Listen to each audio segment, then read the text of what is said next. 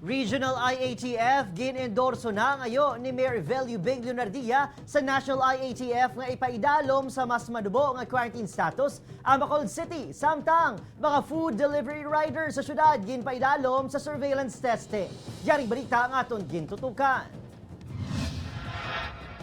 Sa ginapaabot nga deklarasyon ni Presidente Rodrigo Duterte sa panigibagong quarantine classification sa mga lugar sa Pugsod karon sa gabi, ginhingagaw na endorso sa Regional IATF sa National IATF ang ayon ni Mayor Beng Leonardia. Bago sa pagnubos ng COVID-19 cases sa syudad, sa sunod sang 2 ka semana, nag-apila si Leonardia kay National IATF Chairman, DOH Secretary Francisco Duque nga panubuon ng quarantine status sa syudad halin GCQ sa MGCQ Subugo December 1. Kahapon, na-record ang 21 kabagong kaso kag 20 kabagong recoveries. Humaling Huwebes, wala sa may na-record nga napatay sa syudad.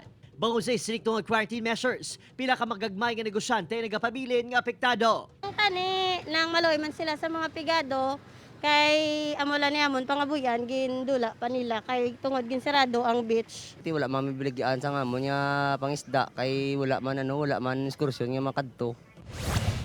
Sang weekend, 548 naman ka mga food delivery service driver kag mga pulis ang ginpaidalom sa surveillance test. Sunod sa tagpamuno sa extraction team, ginayon nga nagbalik obra magin-test samtang ginapaabot ang ilang resulta gikan sa laboratorio sa Cebu. Silang ginhatagan sang sticker bilang pamatuod. Sir, after wala pa sir kabot ang resulta sir no, so nagalibot sila gyapon sa buong. Oo, kasi ang aton ang approach silang surveillance testing, amo na ang full testing.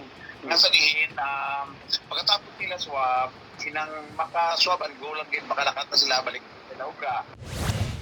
Ginaduson naman sa Diocese of Bacolod nga himuon 10 p.m. to 3 a.m. ang curfew agud makapatigayon sang 2 ka misa sumugod December 16 imukada sang simbang gabi. Sunod sa tagpamuno sa Bacolod IATF, iniyahan sa LGU ang ayo sang simbahan.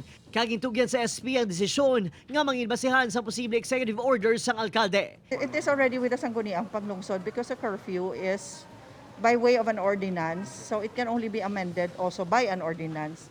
Opod, Kinilad Casillo, Adrian Prietos, 1 Western Visayas.